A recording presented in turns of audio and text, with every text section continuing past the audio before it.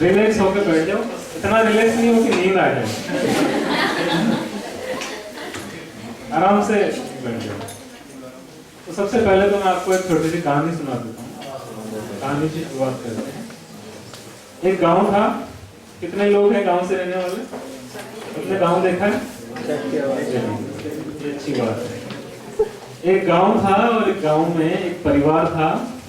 परिवार बहुत अच्छा परिवार था। परिवार में माता पिता थे, बच्चे थे, गार्जियन थे, संयुक्त परिवार था, बड़ा परिवार था। उस परिवार की जो मुखिया महिला थी, वो उसका एक नियम था कि वो रोज सुबह उठती, अपने घर परिवार की साफ सफाई करती, नहाना धोना, दैनिक जो कार्य है उनसे निवृत्त होना, और उसके बाद में वो खीर बनाती थी, बहुत ही स्वादिष्ट, बहुत ही पवित्रता के साथ, बहुत ही प्रेम के साथ और बहुत ही प्रसन्नता के साथ। खीर बनाने के बाद में उनके घर में एक मंदिर होता है छोटा सा, ठाकुर जी का। एक कटोरी में डाल के मंदिर के सामने, भगवान की मूर्ति के सामने वो कटोरी रखती, भगवान को भोग लगाने के लिए। और फिर एक छोटा सा डंडा, माइक से थोड़ा सा बड़ा, वो लेके सामने बैठती जमीन पे, और उस डंडे से 2, 4 बार 5 बार जोर जोर मारती, डंडे को जमीन पे मारती, और फिर उसके बाद में वापस उस कटोरी को उठाती और अपने घर परिवार के सारे सदस्यों को प्रसाद बांटती। और उसके बाद सब अपने अपने काम पे जा रहे हैं, बच्चे स्कूल जा रहे हैं, काम पे जाने वाले काम पे जा रहे हैं, महिलाएं अपना काम कर रही। ये कहानी की बात है। अब आपको इसमें क्या अजीब लगा, क्या नया लगा कुछ? सवाल सबके दिमाग में आया, वो ऐसा इसके दिमाग में नहीं आया? मैं यही चाहता था कि ये सवाल सबके दिमाग में आए, तो डंडा क्यों मारते थे? किसी के दिमाग में जवाब भी आया क्या? डरा रही थी। डरा रही थी। क्या नाम है आपका? नरेंद्र। नरेंद्र के लिए ताली बजाता हूँ। भगवान को डरा रही थी, चुपचाप खा ले, अकरे मत कर, क्योंकि डंडा पड़ेगा। क्योंकि कई बार क्या होता है कि आपने देखा होगा कि लड्डू गोपाल या बाल गोपाल की पूजा भी हम लोग करते हैं, और जो हमारे घर की माताएं हैं वो भगवान को भी अपने बच्चे के जैसे ही मानती है।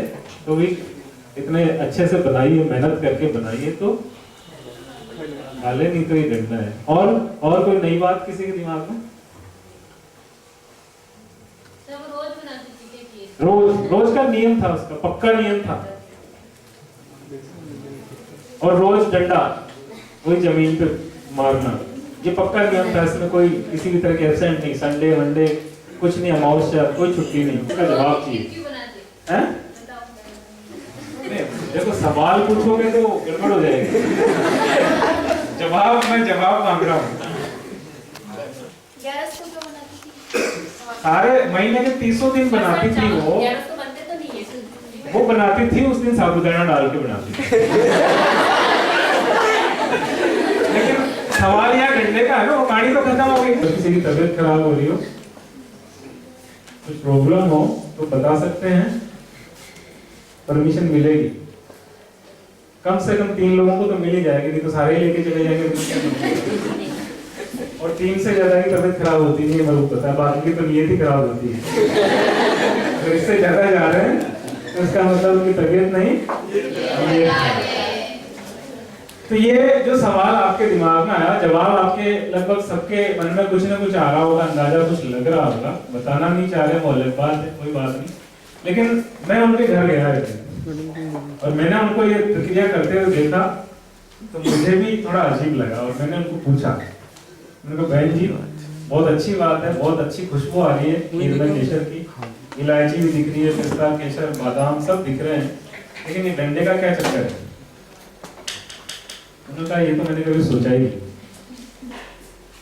क्यों नहीं सोचा? आप क्यों बजा रहे हो? कि मेरे सासू जी भी ऐसा ही करते थे, इसलिए मैं भी ऐसा ही करने लगी। उनको कभी पूछा नहीं, उन्होंने मेरे को कभी बताया नहीं, और मैं भी वो तो चले गए ऊपर भगवान के, और मैं उनके पीछे अब ये भगवान का वही सिस्टम है, वो चालू। आपके सासू जी क्यों ये डंडा बजा रहे थे? ये तो पता नहीं, पूछना पड़ेगा। वो तो गए ऊपर भगवान के, तो आप कैसे पता करेंगे? उनकी एक फ्रेंड है, एक सहेली, उन्हीं की उम्र की है, 70 साल की, उनके और उनके गहरी दोस्ती थी, उनको ये राज पता होगा। वो तो चले गए, लेकिन वो क्योंकि बहुत क्लोज फ्रेंड थे, अपनी हर बात से शेयर करते थे, इसलिए उनको पूछती हूँ मैं जाके। तो वो गई वहाँ पड़ोस में, उनको पूछा कि माँ जी आपकी जो फ्रेंड थी मेरी सासू, वो डंडा क्यों बजाती थी? उसने कहा कि उनकी जो सासू थी ना, आपके सासू जी की सासू, वो भी डंडा बजाती थी, इसलिए उन्होंने बजाना शुरू कर दिया। अब उन्होंने क्यों बजाना शुरू किया? क्योंकि उनकी सासू ऐसा करती थी। फिर वो क्यों करती थी ऐसा? क्योंकि इधर ड्यूटी चलती है उसकी। जब खोज की गई, जब 102 साल की एक और गुड़िया थी जो बहुत पुरानी थी और वो उस जमाने की थी, जब वो उनकी 2-3 पीढ़ियों पहले की जो सासुएं थी उनके जमाने की थी, उनको जब पूछा गया तो उन्होंने बताया कि वो जो माताजी थी उनको दिखाई नहीं देता था, वो अंधी थी और वो सारे घर के काम कर लेती थी, खीर बनाती थी, भगवान के पास रख के वो ध्यान लगा के बैठ जाती थी और भगवान को आग्रह करती कि आप जीनिए, भोजन करिए। और वो डंडा इसलिए बजाती थी कि चूहा बिल्ली कुत्ता कोई झूठा नहीं करे भगवान। अब सही जवाब मिला है, तो एक बार तालियां बजा दीजिए सम्मान के लिए। तो ऐसे ही हम लोग भी कई सारी चीजें करते आ रहे हैं, सदियों से करते आ रहे हैं, उनका पता नहीं होता कि क्यों कर रहे हैं। बहुत सारे काम ऐसे हैं जो हमारे प्रचलन में हैं, हमारे समुदाय में, हमारी कम्युनिटी में, हमारे मजहब में, हमारे रीति रिवाजों में, हमारे संस्कारों में। ऐसी बहुत सारी चीजें हैं जिनकी कोई उपयोगिता नहीं है, लेकिन क्योंकि हमारे पूर्वज करते थे इसलिए हम भी करते हैं, हम भी कर रहे हैं। उसके अलावा हम खुद कई हमारे परिवार में ऐसे काम करते हैं, हमारी दिनचर्या में ऐसे काम करते हैं जिनका हमें क्यों पता नहीं होता कि ये क्यों कर रहे हैं।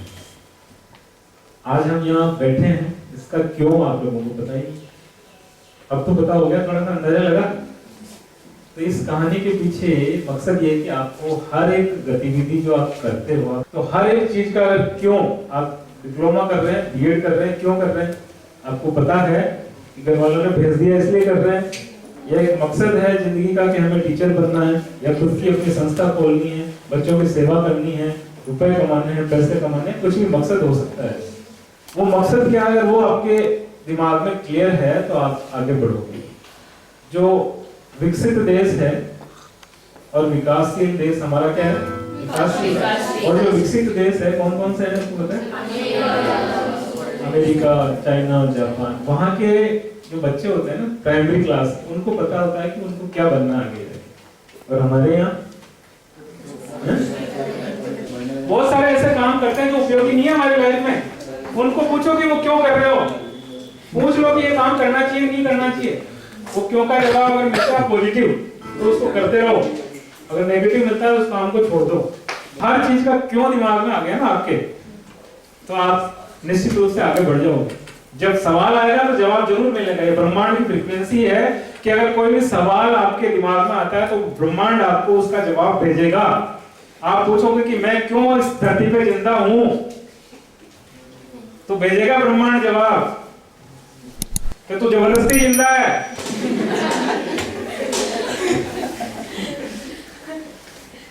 किसी को यह भी जवाब आ सकता है कि तुझे कुछ करना है अपने परिवार के लिए, अपने लोगों के लिए, अपने देश के लिए।